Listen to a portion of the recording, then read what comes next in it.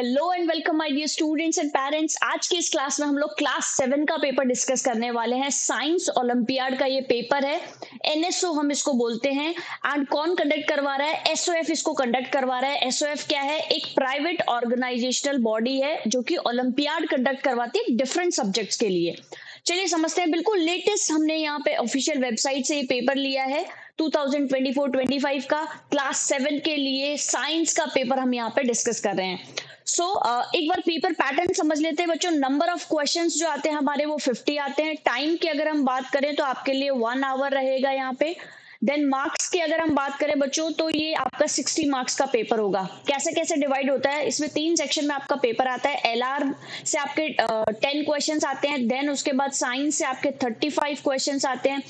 And from एचओटीएस जो higher order thinking skill के questions होते हैं वहां से आपके 5 क्वेश्चंस आते हैं। मार्किंग स्कीम की बात करें तो 1 क्वेश्चन पर 1 मार्क्स है। यहाँ पे भी सेम 1 क्वेश्चन 1 मार्क है, लेकिन यहाँ पे 3 मार्क्स होता है एक ही क्वेश्चन का। तो आपको एचओटीएस के क्वेश्चंस को कैसे अटेम्प्ट करना चाहिए, क्या टिप्स एंड ट्रिक्स को फॉलो करना चाहिए, इसके लिए आपको लास्ट तक वीडियो तक बने रहना है, सो दैट हम जब ऐसे क्वेश्चंस आएंगे एग्जाम में तो उनको कैसे अटेम्प्ट करना है उसके लिए प्रैक्टिस कर पाए। So let's start our first question which is from logical reasoning. Logical reasoning का ये पहला क्वेश्चन है बच्चों यहाँ पे। एंड यहाँ पे हम सिर्फ कुछ सिंपल क्वेश्चंस डिस्कस कर रहे हैं बच्चों। The first question is Tarun faces towards north, turning to his right he walks 25 meters, he then turns to his left and walks 30 meters. Next he moves 25 meters to his right. Finally he turns to the right and moves 40 meters. In which direction is he now from his starting point? So simply क्या करना है, इतना जो लेंदी सा question है ना इसको break down करना है। एक एक लाइन मतलब पैराग्राफ को सेंटेंसेस में ब्रेक करना है। बेसिकली एक एक लाइन को हम समझेंगे। हम सब ने मैथमेटिक्स और लॉजिकल रीजनिंग में डायरेक्शंस पढ़ी है, ऑल्दो हम लोग साइंस में भी पढ़ते हैं। तो सिंपली हमने क्या किया यहाँ पे अपने डायरेक्शंस मार्क कर दी, ईस्ट वेस्ट नॉर्थ साउथ। अब हम 1 बाय 1 समझते हैं। तरुण क्या है? एक लड़का है जो कि क्या कर रहा है, यहाँ पे खड़ा हुआ है और इसने किस तरफ मुंह कर रखा है? इसने नॉर्थ की तरफ मुंह कर रखा है। Then turning to his right. अब हिज राइट मतलब इस डायरेक्शन में, ठीक है। ये यहाँ पे खड़ा हुआ है तो इसका राइट क्या होगा? इसका राइट ये वाली डायरेक्शन होगी। तो ये राइट में क्या करता है? ही वॉक्स 25 मीटर्स। तो ये क्या कर रहा है? यहां से इसने 25 मीटर वॉक किया। कहां पे? Towards right. Then he then turns to his left. अब क्या हो गया बच्चों? अगेन ये इसका राइट होगा, इधर इसका लेफ्ट होगा। तो ये कहाँ टर्न कर जाता है? ये अपने लेफ्ट में टर्न करता है एंड वॉक्स 30 मीटर्स, ठीक है। और यहां से ये वॉक करता है 30 मीटर्स, ठीक है। ये करता है 30 metres. Then next he moves 25 metres to his right. Again इसका राइट ये वाला होगा और यहाँ पे राइट में ये कितना चलता है? राइट में ये चलता है 25 मीटर्स। यहां से ये राइट में चलता है 25 मीटर्स तक, ठीक है। जस्ट हम समझने के लिए कर रहे हैं। 25 मीटर्स में ये अपने राइट में चलता है। Finally he turns to right. अब अगेन यहाँ पे ये खड़ा हुआ है तो ये वाला जो पोर्शन है ये इसका राइट हो जाएगा और इधर वाला जो डायरेक्शन है ये इसकी लेफ्ट हो जाएगी। और लास्ट में क्या होता है बच्चों? He moves 40 metres. कितने मीटर्स? 40 मीटर्स। 40 मीटर्स का मतलब हो गया बच्चों कि 30 मीटर्स तो हमने टोटल स्टार्ट से ही लिया था, ठीक है। तो 40 मीटर्स का मतलब हो जाएगा बिल्कुल यहाँ पे 30 के बाद भी नीचे की तरफ, ठीक है। ये आपका लगभग यहाँ पे चला जाएगा, ठीक है। अप्रोक्सीमेटली हम कंसिडर कर रहे हैं। ये आपका यहाँ तक 30 था ऑलरेडी और अब हमने इसमें 10 और ऐड कर लिया। थोड़ा सा चाहो तो आप इसको और थोड़ा सा कम कर सकते हैं और ये यहाँ पे आप इसको कंसिडर कर सकते हो 40 मीटर्स, ठीक है। ये 40 मीटर्स। अब क्या पूछा है? In which direction is he now from his starting point. अपने स्टार्टिंग पॉइंट से ये किस जगह पे है? देखो ये अपने स्टार्टिंग पॉइंट में यहाँ पे था और अब इसकी जो जगह है देखो 30 तो ये एज इट इज थी सही, लेकिन अब जो इसकी जगह आ रही है वो कुछ इस जगह पे आ रही है, ठीक है। इस जगह पे आ रही है। यहाँ पे ये इसका स्टार्टिंग पॉइंट था और हम अगर यहाँ से जैसे यहाँ पे लाइन ड्रॉ करते हैं तो आप देख सकते हो कि ये जो इसके स्टार्टिंग पॉइंट से डायरेक्शन आ रही है वो कुछ यहाँ पे आ रही है, ठीक है। और यहाँ पे कौन सी डायरेक्शन होगी? यहाँ पे जो इसकी डायरेक्शन होगी वो यहाँ पे इसकी साउथ ईस्ट डायरेक्शन होगी। कौन सी होगी? South east direction. At present वो साउथ ईस्ट पे है। So that means the correct answer for this question is option number D. It's not a difficult question बच्चों। सिंपली सेंटेंस को हमने क्या किया? एक एक सेंटेंस को पढ़ते गए, उसको ड्रॉ करते गए और हमारा आंसर आ गया। सेकेंड क्वेश्चन है which of the following is exactly in the middle of the 17th element from the right and 18th element from the left and in the given arrangement. अब ये जो आपको अरेंजमेंट गिवन है इसका right and कौन सा होगा बच्चों, यहां से ये इसका राइट होगा और यहां से ये वाला जो है इसका लेफ्ट होगा। क्वेश्चन में हमें क्या गिवन है कि राइट से आपको क्या करना है, 17th फ्रॉम द राइट, ठीक है, राइट से आपका कौन सा एलिमेंट होना चाहिए 17। चलो देखते हैं यहाँ पे 1 2 3 4 5 6 7 8 9 10 11 12 13 14 15 16 एंड 17। 17th पे आ गया आपका n, ठीक है, so this is our 17th element. Then उसके बाद में बोला है 18th element from the left, left से आपका कौन सा नंबर का देखना है, आपको 18th नंबर का देखना है। चलिए देख लेते हैं 1 2 3 4 5 6 7 8 9 10 11 12 13 14 15 16 17 एंड 18th पे आपका क्या आ गया बच्चों m, ठीक है। अब क्वेश्चन में क्या पूछा है, which of the following is exactly in the middle, exactly in the middle. अब इन दोनों के बीच में एग्जैक्टली मिडिल में कौन है, क्वेश्चन में हमसे ये पूछा गया है। तो इसके लिए हम क्या करेंगे बच्चों, हम सिंपली क्या करेंगे कि हम क्रॉस करते जाएंगे। इसको हमने क्रॉस किया एग्जैक्टली मिडिल के लिए, इसको क्रॉस कर दिया, देन इसको क्रॉस किया हमने 9 को क्रॉस कर दिया, फिर f को क्रॉस किया, देन स्टार को क्रॉस कर दिया, फिर 1 को क्रॉस किया तो हमने p को क्रॉस कर दिया और एग्जैक्टली मिडिल में हमारे पास आया है a। सो हमारा आंसर क्या हो जाएगा, a किस ऑप्शन में है, it is in option number a, so that is why a is the correct answer. Simply जो क्वेश्चन में सेंटेंसेस गिवन है उसको पढ़ते जाओ, एज इट इज सॉल्व करते जाओ लॉजिकल रीजनिंग में, और कोई लॉजिक नहीं लगाना है। These questions are very easy questions, बस एक दो बार आपको प्रैक्टिस करने की जरूरत है। चलिए आगे बढ़ते हैं, next question, select a figure from the options which does not satisfy the same condition, ठीक है। क्वेश्चन में पूछा does not satisfy the same condition of placement of the figure this this this. अब यहाँ पे क्या फिगर गिवन है कि हम एक स्क्वायर गिवन है, एक ट्रायंगुलर शेप में कुछ गिवन है और एक सर्कल गिवन है और उसके अंदर 2 डॉट्स गिवन है। तो क्या है कि जो कंडीशन को सेटिस्फाई नहीं करता है, एक जो डॉट है वो हमारा ट्रायंगल भी है, यहाँ पे देखो स्क्वायर में भी आ रहा है, ट्रायंगल में भी आ रहा है और सर्कल में भी आ रहा है, और दूसरा जो डॉट है वो हमारा सर्कल और ट्रायंगल में आ रहा है। चलिए इसको देखते हैं अब ये किस किस ऑप्शन में सेटिस्फाई हो रहा है और कौन से वाले ऑप्शन में ये सेटिस्फाई नहीं हो रहा है। चलिए एक डॉट हमें ड्रॉ करना है, यहाँ पे स्क्वायर भी है, ट्रायंगल भी है और ये हमारा सर्कल भी है, ठीक है। दूसरा वाला जो डॉट हमें ड्रॉ करना है वो किसमें करना है, एक सर्कल है और एक ट्रायंगल है, ठीक है। दैट मीन्स एक सर्कल है और एक आपका ट्रायंगल है, तो ये यहाँ पे आ जाएगा एक डॉट, तो दैट मीन्स ये तो आपकी कंडीशन को सेटिस्फाई कर रहा है, ठीक है।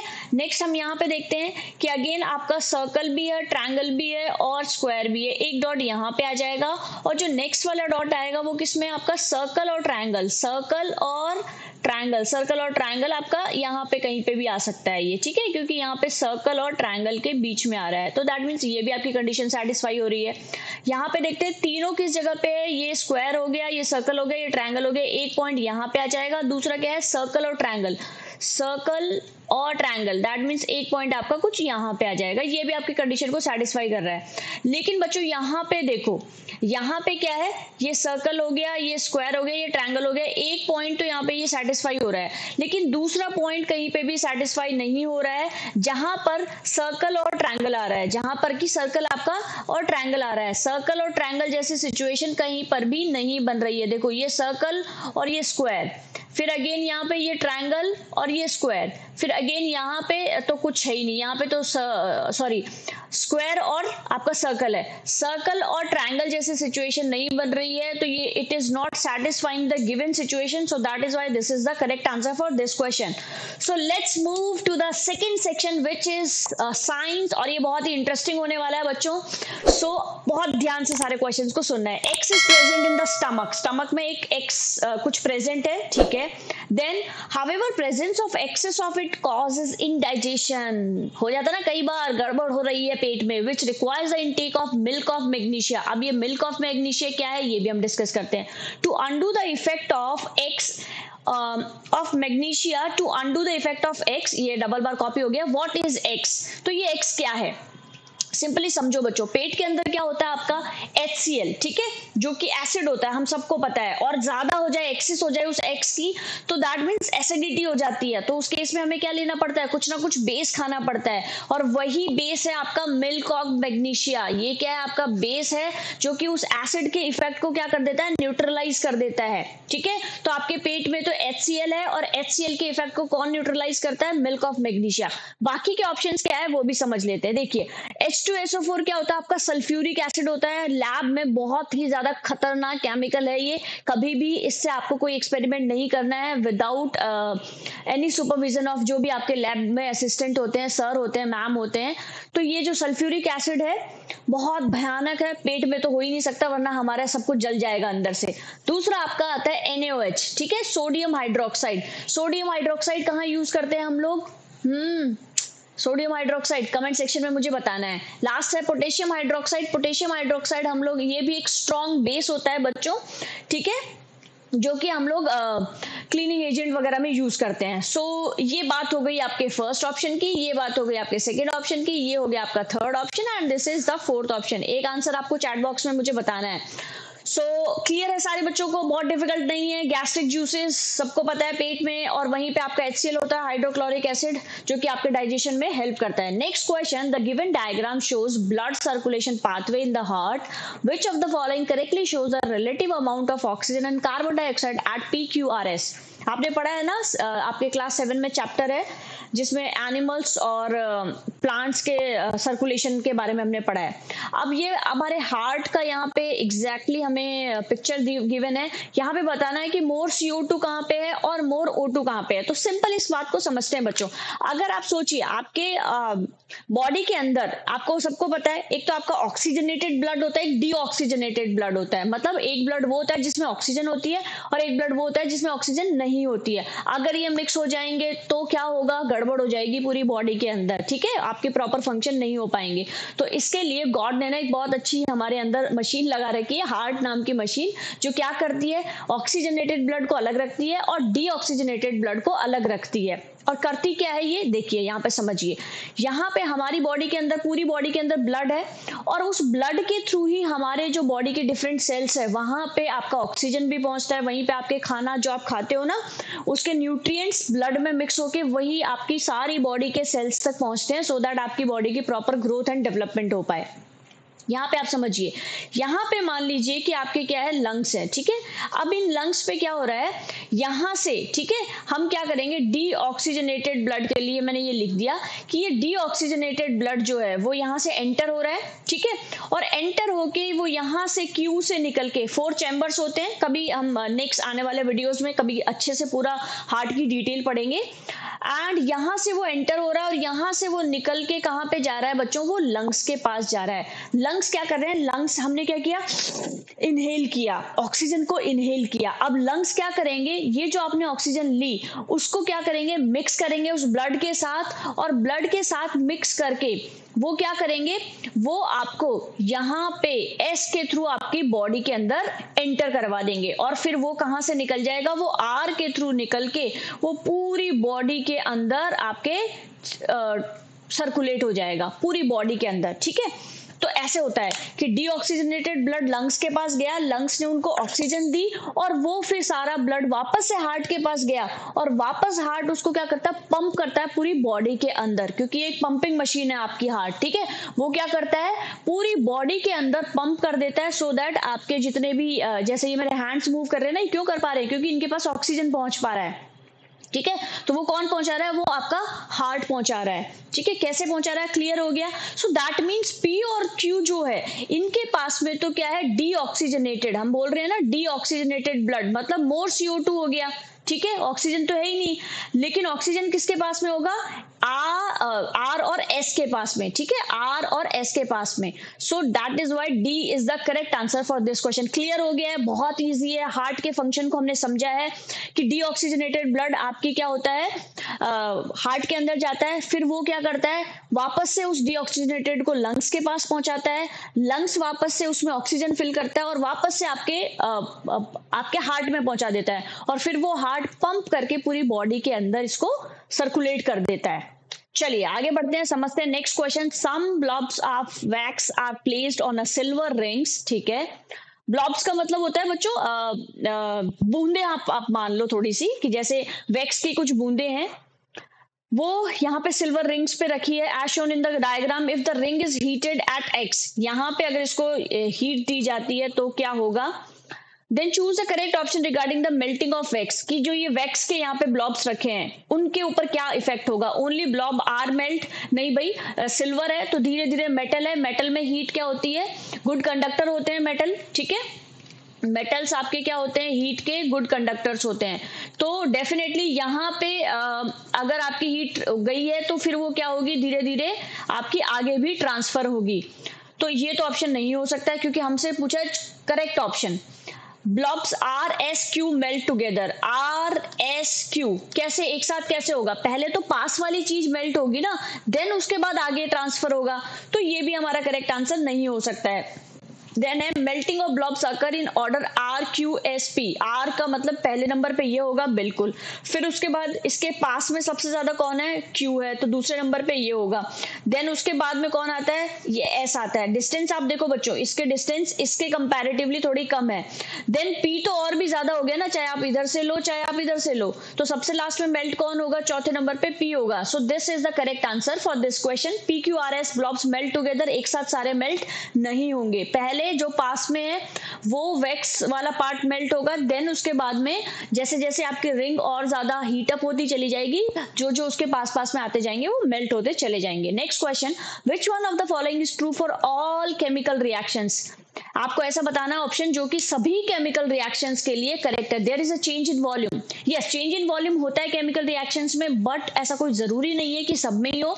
जैसे कि केमिकल रिएक्शंस के चेंज इन वॉल्यूम की बात करें कि हाइड्रोजन जब ऑक्सीजन के साथ मिक्स होता है, ठीक है, रिएक्ट करता है, तब उसका वॉल्यूम चेंज हो जाता है। ठीक है, बट सभी केसेस में होगा ऐसा जरूरी नहीं है, तो इसको हम करेक्ट नहीं मान सकते। Heat is evolve, yes heat evolve होती है, but again there is condition कि जरूरी नहीं है सभी के अंदर हीट निकलेगी ही निकलेगी। तो यहाँ पे true for all chemical reactions बोला है। ठीक है, तो ये सही तो है बट सभी में ऐसा हो ये जरूरी नहीं है। नेक्स्ट है केमिकल बॉन्ड्स आर ब्रोकन और फॉर्म्ड।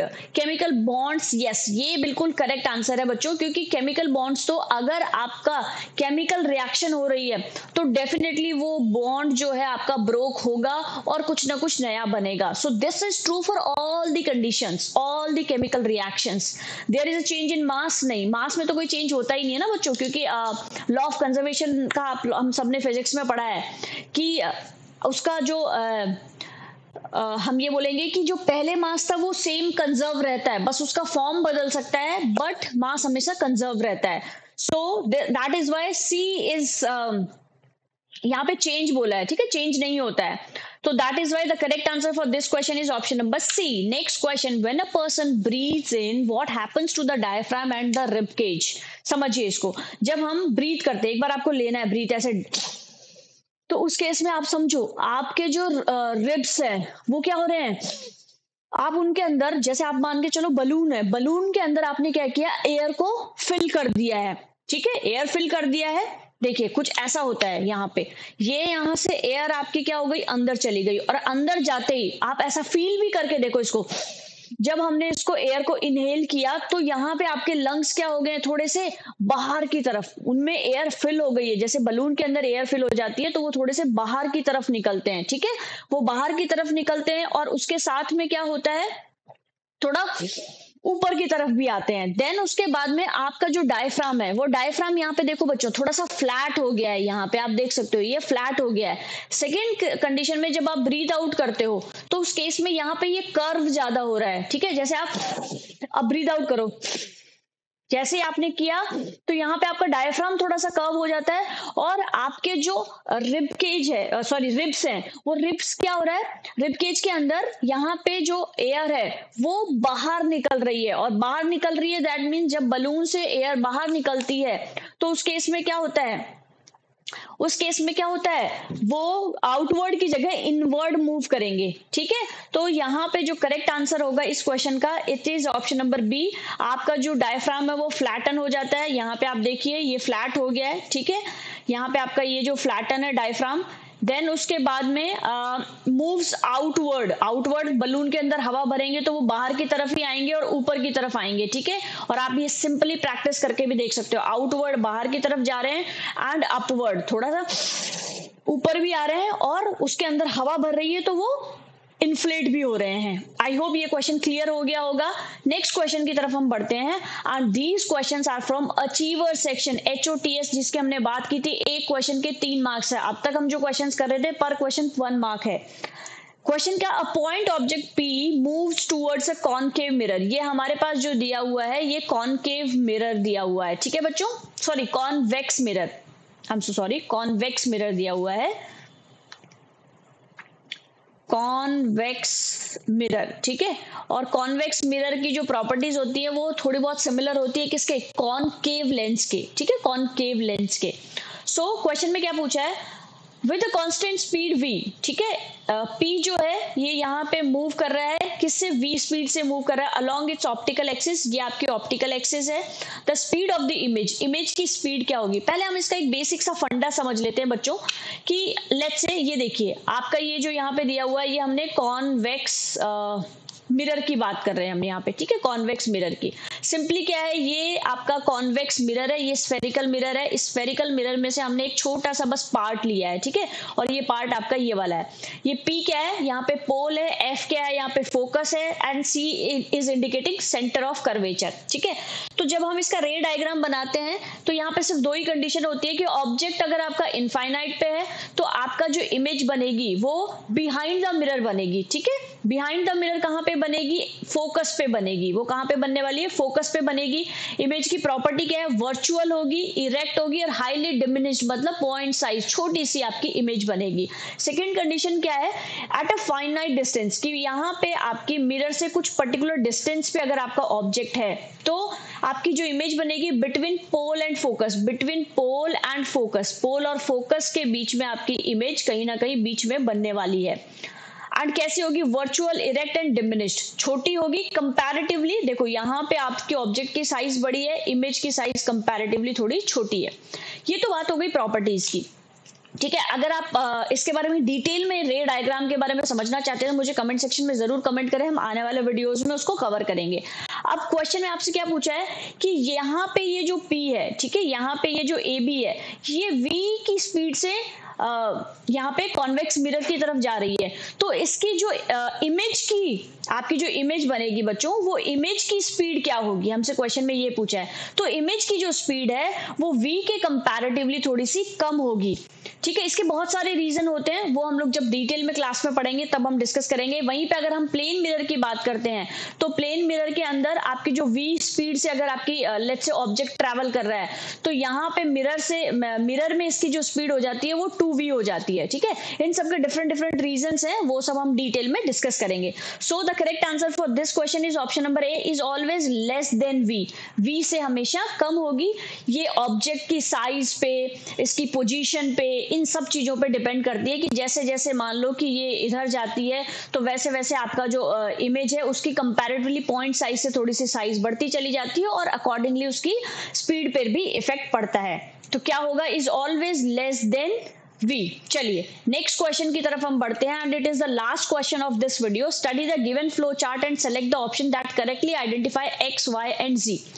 यहाँ पे आपको फ्लो चार्ट गिवन है x, y, z। प्रोपगेशन, एक कोई प्लांट है, प्लांट के लिए हमें बताया है कि propagates vegetatively by roots, propagates vegetatively by leaves and by stem, ठीक है। प्रोपगेशन आप सबको पता है कि कैसे वो प्रोपगेट होते हैं, लीव्स के थ्रू भी होते हैं, स्टेम के थ्रू भी होते हैं और रूट्स के थ्रू भी होते हैं। अब यहाँ पे ऑप्शंस गिवन है, आपको बताना है कि कौन कौन सा करेक्ट गिवन है। इसके लिए पहले हमें प्लांट्स के बारे में पता होना चाहिए कि ब्रायोफाइलम दिखता कैसा है, ठीक है, बोगनविलिया कैसा दिखता है, देन डहलिया कैसा दिखता है। तो इसके लिए हमारे पास में यहाँ पे पिक्चर्स हैं, चलिए समझते हैं। हमारा फर्स्ट ऑप्शन गिवन था ब्रायोफाइलम, ठीक है। तो ब्रायोफाइलम बच्चों यहाँ पे देखो बर्ड्स के थ्रू प्रोपोगेट हो रहा है, लेकिन हमें ऑप्शन में क्या गिवन है कि जो आपका फर्स्ट ऑप्शन में ब्रायोफाइलम है वो कहाँ पे हो रहा है, रूट्स के थ्रू, ठीक है, जबकि वहां पे हमारा बर्ड्स के थ्रू हो रहा है। नेक्स्ट ऑप्शन है बोगनविलिया, बोगनविलिया को यहाँ पे बोला गया है कि लीव्स के थ्रू हो रहा है, क्या बोगनविलिया को लीव्स के थ्रू।